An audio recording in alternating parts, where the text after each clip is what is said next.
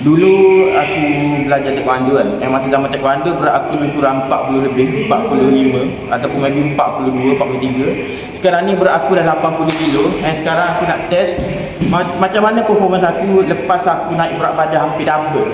Double lah daripada 40 ke 80 kilo. Sekarang ni aku dah gemuk gila babi. Memang dah misi bah gila. So aku nak test. Pertama kita test turning kick ataupun slapping kick dengan teknik mazhab MMA. Maybe masa aku berat 40, maybe aku lebih laju tapi kurang power. So maybe bila aku naik berat badan ni lebih power. Jadi kita try.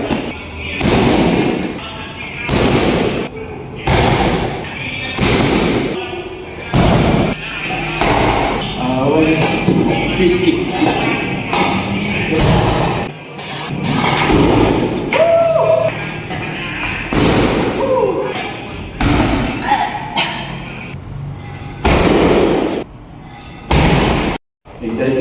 So guys, sekarang kita ada octagon dah ada. DMA nak open fight.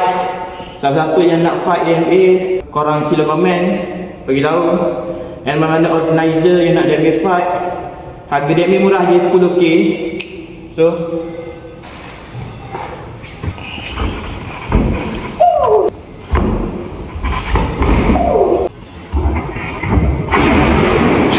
lihat.